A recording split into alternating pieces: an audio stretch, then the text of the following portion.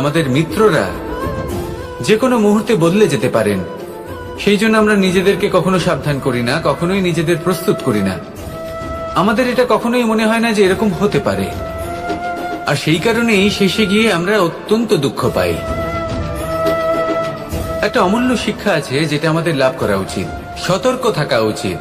এই জীবনযাত্রার জন্য শুধুমাত্র এই পরিবেশের বিষয়ে তথ্য সংগ্রহ করা বা তাকে অনুমান করা এটুকু হলেই চলবে না। আমাদের আশেপাশের মানুষজনকে দেখতে হবে, তাদের স্বভাব পরিস্থিতির ওপর নজর রাখতে হবে। যখন তারা রং পাল্টাচ্ছেন নজর রাখতে হবে, তা অত্যন্ত আবশ্যক।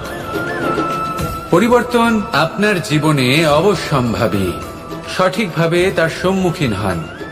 আসুন আমার সাথে ভালোবেসে বলুন রাধা। রাধে রাধে বন্ধুরা, মন ব্লগে আপনাদের সকলকে অভিনন্দন জানাই। আজকের ভিডিওটি মনোযোগ সহকারে দেখবেন। ভালো লাগলে একটা লাইক, শেয়ার আর কমেন্ট করবেন। কমেন্টে লিখবেন জয় শ্রীকৃষ্ণ। চলুন মূল প্রসঙ্গে যাওয়া যাক।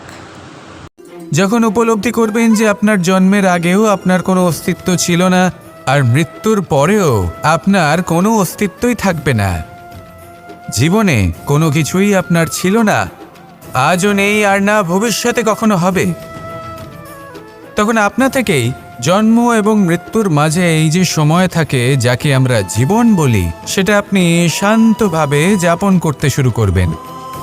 সেই জন্য জীবনে কখনোই অহংকার করবেন না, শুধু শুরু এবং শেষের কথা মনে রাখবেন। তাহলে আজকের এই বর্তমান শান্তিপূর্বক প্রসন্ন চিত্তে যাপন করতে পারবেন। নমস্কার শ্রোতা বন্ধুরা, বং কোর্স ডায়েরি চ্যানেলে আপনাদের সকলকে স্বাগত জানাই। আজকের এই ভিডিওটি থেকে আপনি ভগবান শ্রীকৃষ্ণের মূল্যবান কিছু উপদেশ জানতে পারবেন।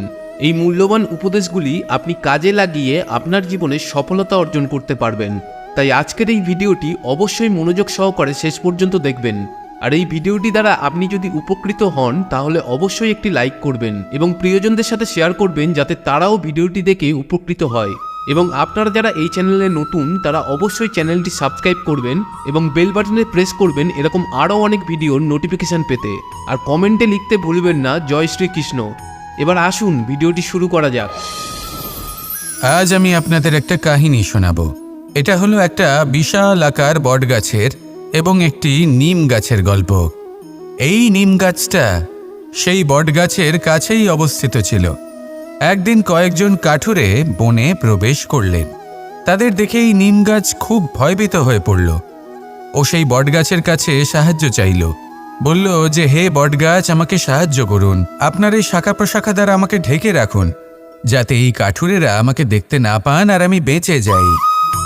কিন্তু সেই বটগাছ ছিল অসম্ভব অহংকারী। নিজের অহংকারে সে মত্ত হয়েছিল। সে না ওকে উত্তর দিল আর না ওকে সাহায্য করল। সেই কাঠুরেগণ এলেন, নিম গাছটা কাটলেন আর চলে গেলেন। কিছুদিন পরে আবার সেই কাঠুরেগণ সেই বনে এলেন, আর এইবার তাদের কুঠার দ্বারা বটগাছে আঘাত করতে শুরু করলেন। এই প্রহার সহ্য করতে করতে বটগাছটি দেখল ও বুঝতে পারল যে সেই কুঠারগুলি নির্মিত হয়েছে সেই নিম গাছের ডাল দিয়েই। এবার এই ভুলটাই বেশিরভাগ মানুষই করে বসেন, বিশেষ করে তখন যখন তার কাছে শক্তি থাকে, সাফল্য আসে। নিজের অহংকারে মত্ত হয়ে দুর্বল ব্যক্তিকে আঘাত করে, তাদের কষ্ট দেয়। কখনো এটা ভাবে না যে ভবিষ্যতে এরাই তাদের পতনের কারণ হতে পারে। তাই যদি আপনার কাছে শক্তি থাকে আর আপনি সাফল্য লাভ করতে থাকেন, তাহলে নিজেকে শান্ত করুন এবং এই অহংকারকে ত্যাগ করুন। যদি কেউ দুর্বল হয় তাহলে তাকে আঘাত করবেন না, তাকে কষ্ট দেবেন না, বরং তাকে সাহায্য করুন, পারলে তাকে রক্ষা করুন। আসুন আর আমার সাথে ভালোবেসে বলুন রাধা রাধা। এই জীবনে তিনটি গুরুত্বপূর্ণ শব্দ আছে যা বোঝা আমাদের কাছে খুব গুরুত্বপূর্ণ, এবং এই তিনটি শব্দের নিজস্ব অর্থ আছে। প্রথম হলো সঙ্গবদ্ধতা, অর্থাৎ একসাথে মিলে কাজ করতে হবে, একসাথে মিলে পরিশ্রম করতে হবে, সামনে এগোতে হবে। এরকম করতে পারলে আপনার শক্তি বৃদ্ধি পাবে, আপনার ক্ষমতা বৃদ্ধি পাবে, আপনি এগোতে পারবেন এবং অনেক দূরে যেতে পারবেন। দ্বিতীয় হলো আত্মবিশ্বাস। হেরে যাওয়া বস্তুও আবার জিতে নিতে পারবেন। যদি আপনার নিজের আত্মবিশ্বাস থাকে তাহলে আপনি কখনো পরাজিত হবেন না। এবং তৃতীয় হলো অহংকার। জয়লাভ করার পরেও কিন্তু এটা আপনাকে পরাজিত করতে পারে। সেই জন্য জীবনে সঙ্গবদ্ধ হন, আত্মবিশ্বাস রাখুন, কিন্তু কখনোই অহংকার করবেন না। এই অহংকার আপনার থেকে সব কিছু কেড়ে নিতে পারে। এই অহংকারের জন্যই মথুরাপতি কংস নিজের পতনের দিকে অগ্রসর হয়েছিলেন। এই অহংকারকে ত্যাগ করুন আর আমার সাথে ভালোবেসে বলুন, রাধা রাধা। এই সংসারে সব থেকে বেশি কঠিন কাজ কোনটা? কেউ বলবেন যুদ্ধ করা, কেউ বলবেন ধন অর্জন করা, আবার কেউ বলবেন জ্ঞান অর্জন করা সব থেকে বেশি কঠিন। এবার প্রত্যেক ব্যক্তির নিজস্ব অভিজ্ঞতা আছে আর সেই অনুসারে তার নিজস্ব একটা উত্তর আছে। সাধারণভাবে দেখতে গেলে এই সংসারে সব থেকে কঠিন হলো তপস্যা করা, অর্থাৎ সব কিছু ত্যাগ করে তপস্যায় নিজেকে বিলীন করে দেওয়া। এবার এর থেকে বেশি কঠিন এই সংসারে আর কি বা হতে পারে? এই সংসারে, এই সমাজে, নিজের পরিবারের মধ্যে থেকেও ধৈর্য ধরে সামনে অগ্রসর হওয়া, এটা হলো সব থেকে কঠিন কাজ। কারণ যখন আপনি তপস্যা করেন তখন সেখানে আপনার ধৈর্য ভাঙার মতো কেউ থাকেন না, না কোনো বন্ধু, না কোনো আত্মীয়, না কোনো শত্রু, কেউ না। কিন্তু যখন আপনি এই সমাজে, এই পরিবারে থাকেন, কোনো না কোনো ব্যক্তি এসে আপনার ধৈর্যের বাঁধ ভেঙে দেওয়ার ক্ষমতা রাখেন। তারা আপনার ধৈর্যের বাঁধ ভেঙে দেয়, আর কখনো কখনো তারা অনিচ্ছাকৃতভাবেই সেটা করে থাকেন। কারণ তাদের মানসিকতা আপনার থেকে আলাদা, তাদের কর্ম আপনার থেকে আলাদা, তাদের দৃষ্টিভঙ্গি আপনার থেকে আলাদা, জীবনযাপন আপনার থেকে আলাদা। সেক্ষেত্রে আপনি ধৈর্যচ্যুত হন, প্রসন্নতা আপনার থেকে ছিনিয়ে নেওয়া হয়। সেই জন্য এই সংসারে, এই পরিবারের থেকেও ধৈর্য ধরে সামনে অগ্রসর হওয়া কোনো পর্বতের শিখরে গিয়ে তপস্যা করার থেকেও অনেক বেশি কঠিন।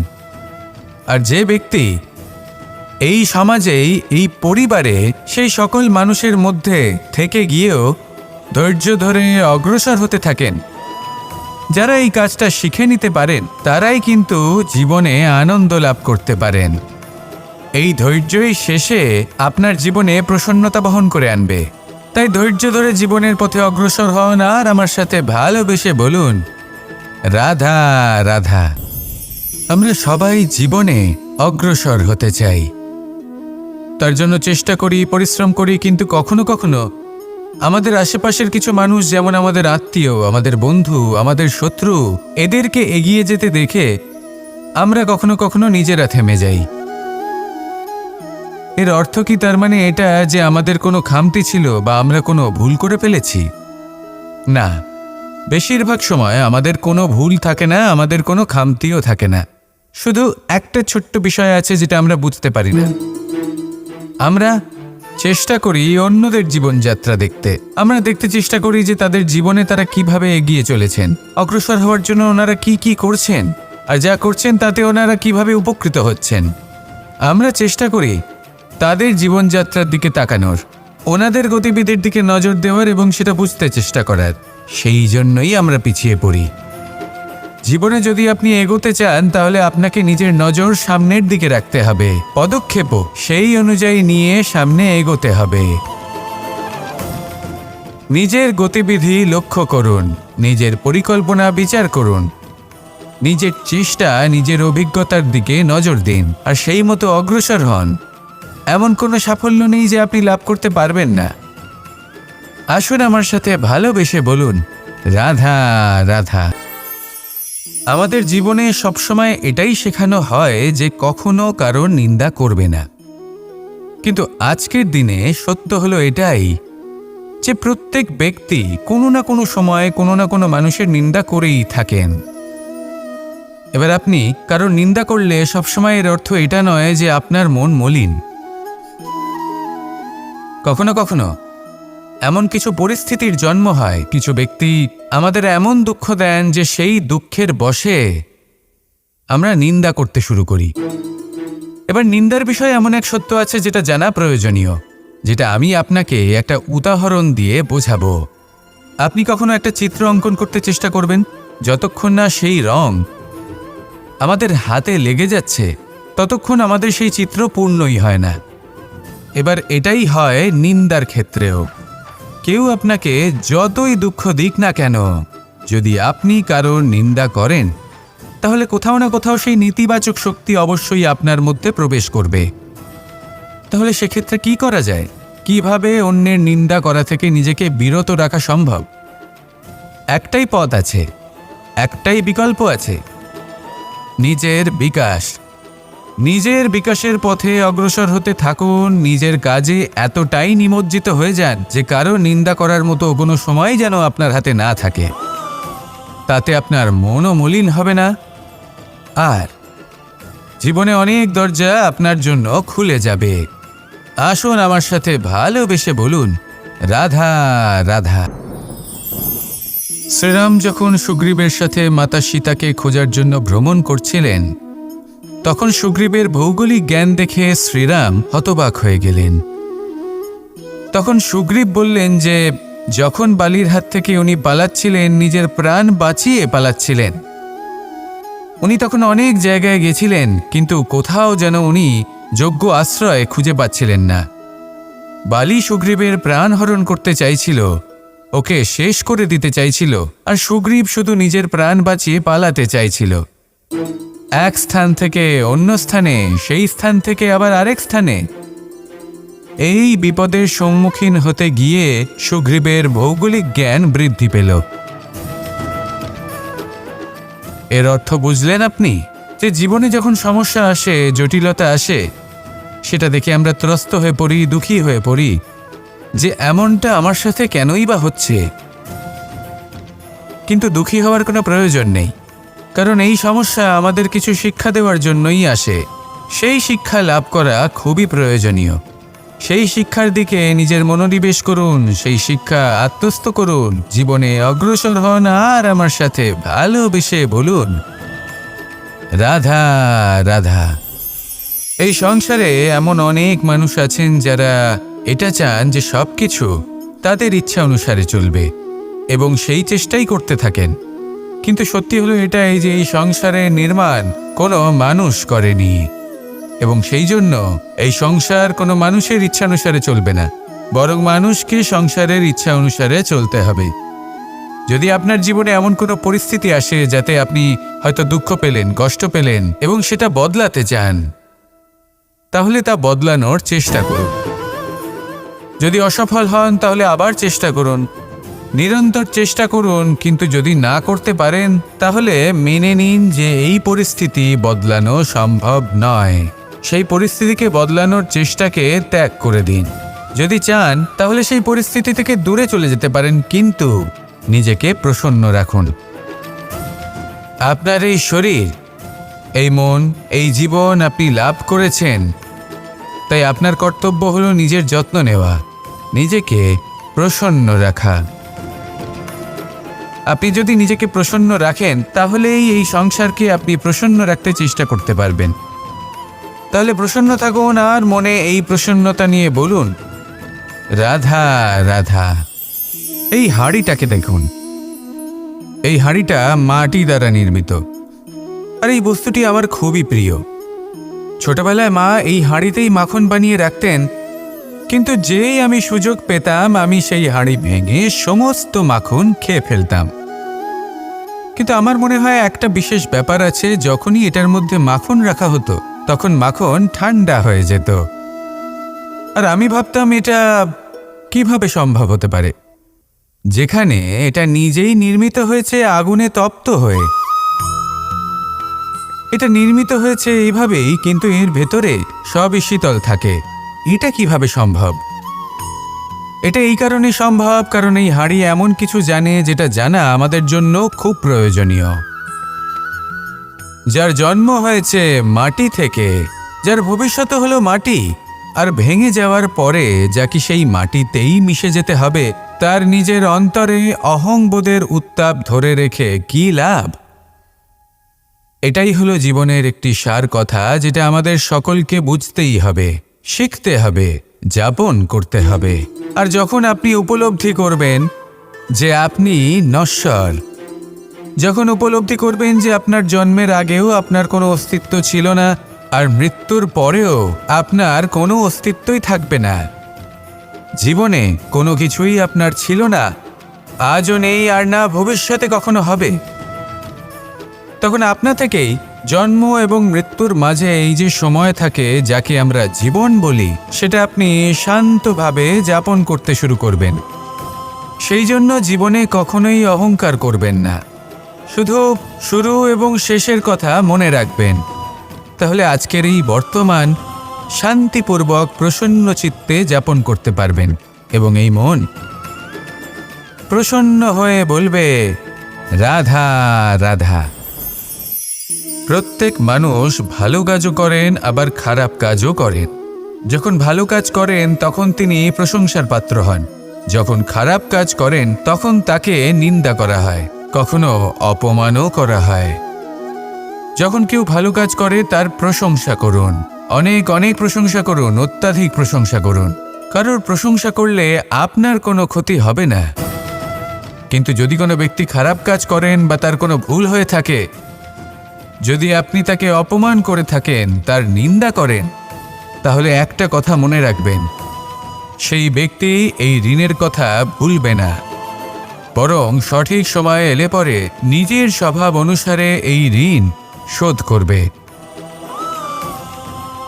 আসুন আমার সাথে ভালোবেসে বলুন, রাধা রাধা। এই সংসারে আমরা শুধু সেই বস্তুগুলিকেই অনুভব করতে পারি যেগুলো আমাদের পঞ্চ ইন্দ্রিয় গ্রাহ্য করে, যেমন যেমন আমরা চোখ দিয়ে দেখতে পাই, কান দিয়ে শুনতে পারি, আদি ইত্যাদি। কিন্তু এমন অনেক বস্তু আছে, ভাব বা তত্ত্ব আছে, যা আমাদের ইন্দ্রিয় পূর্ণরূপে অনুভব করতে পারে না, কিন্তু তা আছে এবং তা অত্যন্ত শক্তিশালী। যেমন বায়ু। বায়ু আমরা দেখতে পাই না, কিন্তু তার শক্তির প্রমাণ আমার নতুন করে দেওয়ার কোনো প্রয়োজন নেই। ঠিক তেমনই দুটি বোধ আছে, যা চোখে দেখা যায় না, আমরা তা শুনতেও পাই না, কিন্তু তা আছে এবং তা অত্যন্ত শক্তিশালী। এই দুই বোধ হল প্রার্থনা এবং বিশ্বাস। এই দুই বোধ যার মধ্যে আছে, সেই সংসারে সব কিছু করতে পারে, যে কোনো শিখরে পৌঁছতে পারে, তার পক্ষে কোনো কিছুই অসম্ভব নয়। একটা উদাহরণ দিই, তাহলে দ্রৌপদীর সেই কাহিনীকে স্মরণ করুন, মাতা দেবকীর বিশ্বাসকে স্মরণ করুন।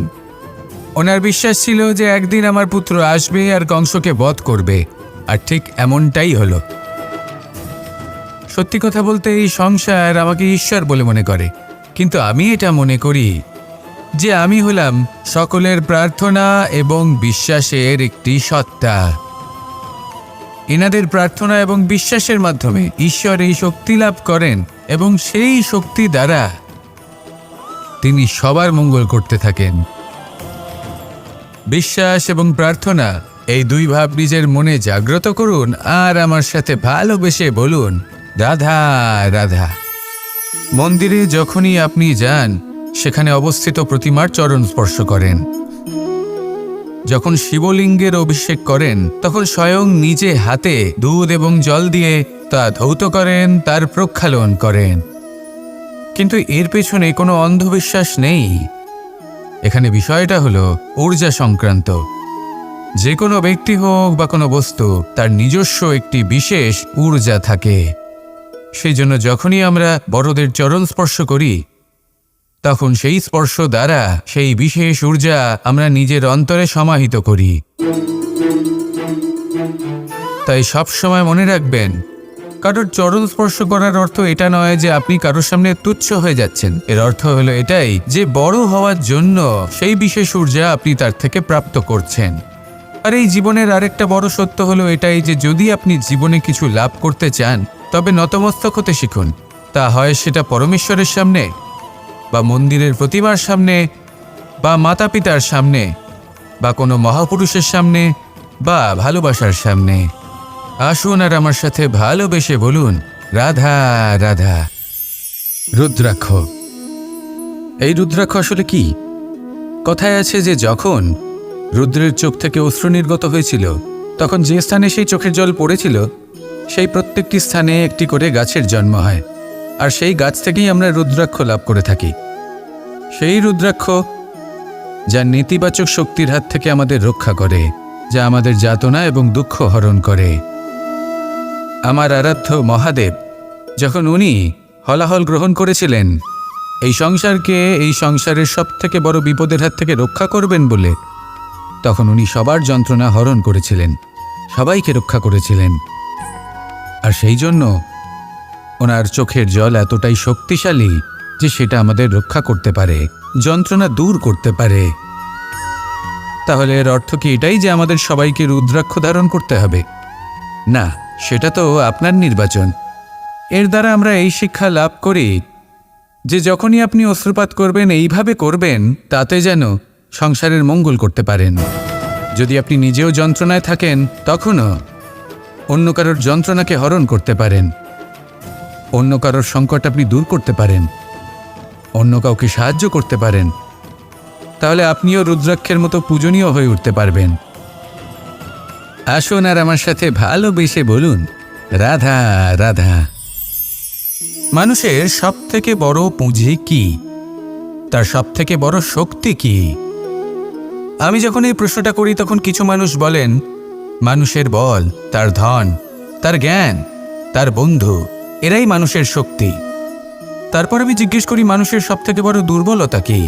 তখন তারা আমাকে বলেন সেই বল, জ্ঞান, মিত্র, এই সব কিছু হারিয়ে ফেলার ভয়। এই সংসারে এমন একটা আবেগ রয়েছে যা আপনার সব থেকে বড় শক্তিও হয়ে উঠতে পারে, আবার সব থেকে বড় দুর্বলতাও হয়ে উঠতে পারে। আর এই আবেগের নাম হলো বিশ্বাস। এই বিশ্বাস এতটাই শক্তিশালী যে সংসারের সব থেকে শক্তিশালী শিকলও একে বেঁধে রাখতে পারে না, সব থেকে উঁচু দেয়ালও একে বাধা দিতে পারে না। এই শক্তিশালী বিশ্বাস আপনার কাছে কখন ঘাতক প্রমাণিত হতে পারে? যখন আপনি অন্যের উপর আস্থা রাখেন এবং এতটাই বিশ্বাস করেন যে আপনি নিজেকে হীনমন্য করে তোলেন। আপনার জীবন শুধুই অন্যের উপর ভরসা করে নির্ভরশীল হয়ে পড়ে। বিশ্বাস অবশ্যই করুন, কিন্তু সর্বপ্রথম নিজের উপর আস্থা রাখুন। তবেই এই বিশ্বাস আপনার শক্তির বৃদ্ধি ঘটাবে। তখন এই বিশ্বাস আপনাকে বল, সম্পত্তি, জ্ঞান, বন্ধু সব কিছুই অর্জন করতে সাহায্য করবে। দেখুন, যখন কোনো ব্যক্তি পড়ে যান তখন আপনি সেই ব্যক্তিকে তখনই তুলতে পারবেন যখন সেই ব্যক্তি নিজে উঠে দাঁড়াতে সক্ষম। তাই কেউ আপনাকে যতই সাহায্য করুক না কেন, আপনি সেই কাজে তখনই সফল হতে পারবেন যখন আপনি নিজে চেষ্টা করবেন। তাহলে এটাই করুন আর আমার সাথে ভালোবেসে বলুন, রাধা রাধা। মন্দিরে যখনই কোনো ব্যক্তি গিয়ে মন্দিরের ঘণ্টা বাজান, তখন সেই ধ্বনি শুনে তিনি উপলব্ধি করেন যে ওনার মন শান্ত হচ্ছে। কিন্তু যদি উনি এই ঘণ্টা না বাজান তাহলে কিন্তু কোনো স্বর উৎপন্ন হবে না। যখন সেটা স্থির থাকে তখন কোনো স্বর উৎপন্ন হয় না। যখন আমরা তাকে আন্দোলিত করি তখন তার অনুনাদ ঘটায়, ক্রমে অনুরণন ঘটে, আর তারপর এমন ধ্বনি উৎপন্ন হয় যা আমাদের আত্মা পর্যন্ত পৌঁছয় আর মনকে শান্ত করে দেয়। এর থেকে আমরা কি শিক্ষা পাই? এটাই, যদি আপনারা জীবনে আবদ্ধ তাহলে থামবেন না, স্থির হয়ে থাকবেন না, চলতে থাকুন, চেষ্টা করতে থাকুন, কখনো থামবেন না। একটা উদাহরণ দিই, কোনো ব্যক্তি পরিবারের বন্ধনে আবদ্ধ, কেউ কর্মের বন্ধনে, কেউ বা মোহর বন্ধনে। যদি আপনি আবদ্ধ থাকেন আর যদি সেই বন্ধন থেকে বেরিয়েও আসতে পারছেন না, তখনও চেষ্টা করতে থাকুন। লক্ষ্যে যদি পৌঁছতে নাও পারেন তাও চেষ্টা করতে থাকুন। কিছু না হলেও আপনি একটি মন্দিরের ঘণ্টার মতো অন্য কোনো ব্যক্তিকে তার লক্ষ্যে পৌঁছে দেওয়ার কাজটা অবশ্যই করতে পারবেন। জীবনে কিছু শুভ কাজ করতে পারেন, অন্য কারোর মঙ্গল করতে পারেন, তাকে প্রেরণা প্রদান করতে পারেন। যদি আপনি চেষ্টা চালিয়ে যান জীবনে কখনোই ব্যর্থ হবেন না। তাহলে এভাবেই চেষ্টা করতে থাকুন আর আমার সাথে ভালোবেসে বলুন, রাধা রাধা। যখনই আমরা মহাদেবের কথা স্মরণ করি বা ওনাকে পুজো করি তখন আমরা বলে থাকি হর হর মহাদেব। কিন্তু এই গৌরব আরেকজন দেবীও লাভ করেছেন, দেবী গঙ্গা। যখন আমরা গঙ্গা নদীতে প্রবেশ করি সেই জলকে হাতে নিয়ে আমরা বলি হর হর গঙ্গা। ভেবে দেখুন, ভারতে এবং এই সংসারে এত সংখ্যক নদী রয়েছে, কিন্তু এই গৌরব, এই সম্মান, এই মহানুভবতা শুধুমাত্র দেবী গঙ্গাই লাভ করেছেন। এমন কেন? কারণ দেবী গঙ্গা যে স্থান থেকে প্রবাহিত হতে শুরু করেন সেই স্থান থেকেই এই সংসারের সিঞ্চন শুরু হয়ে থাকে। নিজের সঞ্জীবনী শক্তি দ্বারা উনি এই সংসারের মঙ্গল করেন। মানুষের অন্তরের সেই পাপ, নেতিবাচক বোধ, সেই মালিন্য উনি নিজের অন্তরে সমাহিত করেন, সেই মানুষের শুদ্ধিকরণ করেন, আর তার বদলে কিছুই চান না।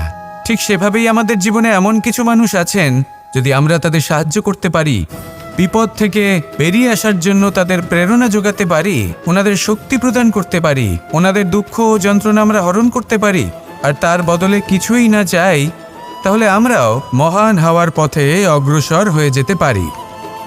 হয়তো সেই দিন সকলে আমাদের জয় জয়কার নাও করতে পারেন, কিন্তু সেই দিন আমরা হর হর মহাদেব, হর হর গঙ্গা এই দুই কথার সার অবশ্যই বুঝতে পারব। আসুন আর আমার সাথে ভালোবেসে বলুন, রাধা রাধা। রাজা দশরথ ছিলেন রঘুকুলের অত্যন্ত শ্রেষ্ঠ রাজা, কিন্তু একটা সমস্যা ছিল। অনেক অনেক চেষ্টা সত্ত্বেও, পুজো অর্চনা করা সত্ত্বেও ওনার কিছুতেই সন্তান লাভ হচ্ছিল না। প্রজারা চিন্তিত ছিলেন যে এর পরে কি হবে, এই রঘুবংশকে কে এগিয়ে নিয়ে যাবে। কিন্তু রাজা দশরথ এই চিন্তা থেকে মুক্ত ছিলেন, কারণ ওনার শ্রবণ কুমারের অন্ধ মাতা পিতার দেওয়া সেই অভিশাপের কথা মনে ছিল। যখন ভুলবশত রাজা দশরথের বাণ দ্বারা শ্রবণ কুমারের মৃত্যু হয়, তখন শ্রবণ কুমারের মাতা পিতা রাজা দশরথকে অভিশাপ দিয়েছিলেন যে তুমিও নিজেই এইভাবে নিজের সন্তানের বিয়োগে, দুঃখে, যন্ত্রণায় কাতর হয়ে মৃত্যু লাভ করবে। এটা ওনার মনে ছিল। উনি মনে করতেন যে এই অভিশাপ যখন উনি পেয়েছেন তখন তো অবশ্যই ফলবে। আমি আমার সন্তান বিয়োগে মৃত্যু লাভ করব, এর অর্থ হলো এটাই যে আমার সন্তান প্রাপ্তি হবে। সেই অভিশাপই ওনার জীবনে বরদান রূপে ফিরে এলো। যখন সঠিক সময় এলো তখন উনি 4 পুত্র লাভ করলেন, আর তারপর কি হলো সেটা আমরা সকলে জানি। এবার এর থেকে আমরা কি শিক্ষা লাভ করলাম? যে জীবনে এই সমস্যা, এই সংকট বা কঠিন পরিস্থিতি এসব তো আসতেই থাকবে। নিয়তিকে আমরা পাল্টে ফেলতে পারবো না, যেটা হবার সেটা অবশ্যই হবে। তাই যেটা হচ্ছে সেটা আনন্দের সাথে যাপন করলে কেমন হয়? প্রত্যেক সমস্যার মধ্যে কোথাও না কোথাও আনন্দ আছে, সেই আনন্দ খুঁজে বের করতে চেষ্টা করুন। সমস্যার মধ্যে থেকে আনন্দটা খুঁজে নিয়ে সেটাকে মনে ধরে রাখুন, এই আনন্দের সাথে অগ্রসর হন, আর এই আনন্দ সহকারে বলুন রাধা রাধা। এই সংসারে প্রত্যেক মানুষ এটাই চান যে তিনি যেন ধনবান হন, আর্থিক অবস্থা তার ভালো থাকে, ওনার বাড়িতে লক্ষ্মীর আগমন হয়। কিন্তু সেটা হবে কি করে, সেটাই হলো প্রশ্ন। কেউ বলেন যে যদি পরিশ্রম করো তাহলে ধন অর্জন সম্ভব, কেউ বলেন যে যদি বিদ্যা লাভ হয় তবেই ধন অর্জন সম্ভব, কেউ বলেন যে যদি বলশালী হও তবেই সম্পন্ন থাকবে। ভালো কথা, যদি তাই হয়ে থাকে, তবে দিনমজুর সারা দিন পরিশ্রম করেন, তিনি কেন ধনী হন না? অনেকজন বিদ্বান মানুষ আছেন এই সংসারে, তারা কেন ধনবান হন না? অনেক সংখ্যক বলশালী ব্যক্তি আছেন, তাদের কাছে ধন নেই কেন? তাদের কেন ধনের অভাব হয়? আবার এমনও কিছু মানুষ আছেন যারা পরিশ্রম করেন, তারা দিনমজুর, কিন্তু তারা ধন অর্জন করতে পারেন। কিছু বিদ্বান ব্যক্তি আছেন যাদের কাছে অধিক মাত্রায় ধন রয়েছে। কয়েকজন বলশালী ব্যক্তি রয়েছেন যাদের কাছে ধনের কোনো অভাব নেই। এমন কেন হয় কিছু মানুষ এটা অর্জন করতে পারেন কিন্তু সবাই নয়? এমন কেন হয়? কারণ লক্ষ্মীকে নিজের গৃহে আমন্ত্রণ করার জন্য সবথেকে বেশি গুরুত্বপূর্ণ বিষয় হলো আপনার কর্ম। সৎকর্ম করতে থাকুন, পুণ্য করুন, তবেই গৃহে লক্ষ্মীর আগমন হবে। লক্ষ্মীর অনেক নামের মধ্যে একটি নাম হলো পুণ্য। তাহলে আগে এই পুণ্য অর্জন করুন, তবেই আপনি ধন অর্জন করতে পারবেন, তবেই লক্ষ্মী আপনার গৃহে আগমন করবে। আসুন আমার সাথে ভালোবেসে বলুন রাধা রাধা। আপনি কখনো কোনো বাহনকে দেখে থাকবেন, তার অনেকগুলো ভাগ রয়েছে, ভিন্ন ভিন্ন ভাগ, যেটা একসাথে কর্ম সম্পাদন করে। তা সে চাকা হোক বা যন্ত্র হোক, বা সেই বাহন নিয়ন্ত্রণকারী ব্যক্তি আদি ইত্যাদি। সবাই নিজের ক্ষমতা অনুসারে, নিজের স্বভাব অনুসারে নিজের কর্ম করেন। কিন্তু যখন কথা ওঠে বাহনের অগ্রসর হওয়ার, পথ চলার, তখন তার মূল অর্থ যেটা আমরা বুঝি সেটা হলো চাকা। এবার এমন ঠিক কেন হয়? কারণ চাকার স্বভাব হলো চলতে থাকা, সেই জন্য সে চলতে থাকে, তাই বাহনও চলতে থাকে। এবার সেটাই মানুষকে বুঝতে হবে নিজেদের সম্পর্কের বিষয়ে। অনেক সময় মানুষ ব্যথিত হয়ে পড়েন, ভাবেন আমাদের এই জীবনে সম্পর্কগুলো আমাদের ইচ্ছে অনুসারে চলে না। এবার এমনটা মানুষের কেন মনে হয়? এই কারণে মনে হয় কারণ সে সম্পর্কগুলো বুঝতেই পারে না। সম্পর্কগুলোর সাথে কিভাবে চলতে হবে, কিভাবে চলা উচিত, সেটাই সে বুঝে উঠতে পারে না। দেখুন, সম্পর্ক যখন তৈরি হয় তখন সেই ব্যক্তি যুক্ত হন, তাদের সাথে নিয়ে আপনি সামনে অগ্রসর হন। এমন কখনোই হবে না যে আপনি এগিয়ে চলেছেন আর আপনার সম্পর্ক আপনার পেছনে পেছনে আসছে। ঠিক যেভাবে বাহনের ক্ষেত্রে চাকার স্বভাব হলো চলতে থাকা, ঠিক সেভাবেই সম্পর্কের স্বভাব হলো সাথে থেকে অগ্রসর হওয়া। তাই এই সম্পর্কগুলোর সাথে যুক্ত থাকুন আর জীবনে অগ্রসর হতে থাকুন। এই সম্পর্কগুলি আপনার জীবন সুখে পরিপূর্ণ করে তুলবে। আর তখন এই মন সুপ্রসন্ন হয়ে বলবে রাধা রাধা। এই সংসারে এমন অনেক ব্যক্তি আছেন যারা নিজেদের প্রসন্নতার জন্য স্বার্থপরতার সীমা পার করে যেতে পারেন। নিজে সুখ লাভ করার জন্য অন্যকে দুঃখ দিতে পারেন। ওনাদের কারোর প্রতি কোনো টান নেই, না সমাজের প্রতি, না আপনজনদের প্রতি, না ঈশ্বরের প্রতি।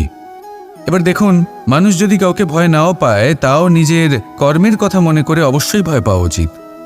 কারণ আপনি যা কর্মই করুন তার ফল নিজে থেকে আপনার কাছে আসবেই, নিশ্চিত রূপে আসবে।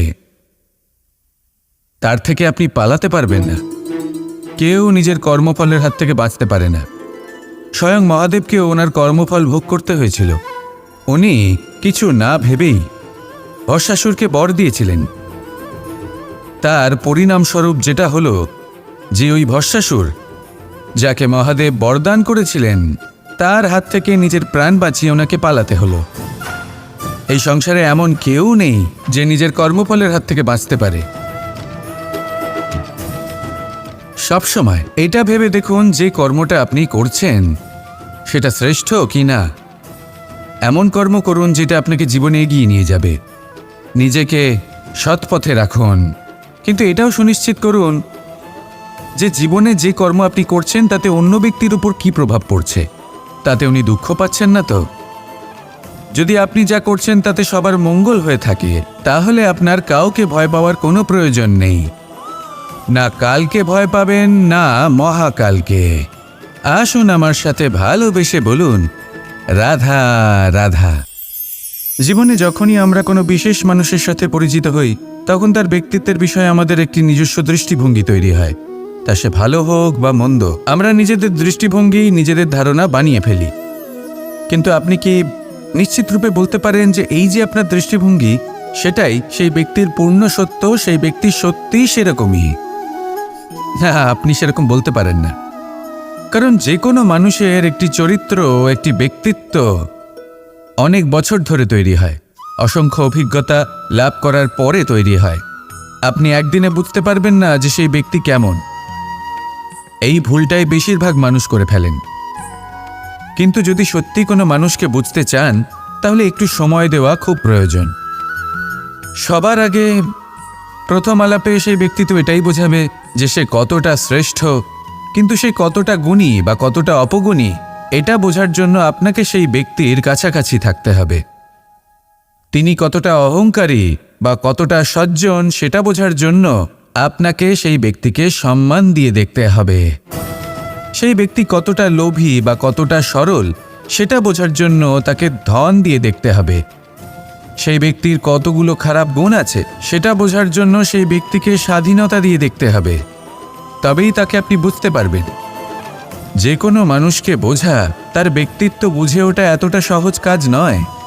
যতক্ষণ কোনো ব্যক্তির ব্যক্তিত্ব সম্পর্কে স্পষ্ট ধারণা না হয় ততক্ষণ সেই ব্যক্তির সাথে সম্পর্কে অগ্রসর হওয়া উচিত হবে না। আসুন আমার সাথে ভালোবেসে বলুন, রাধা রাধা।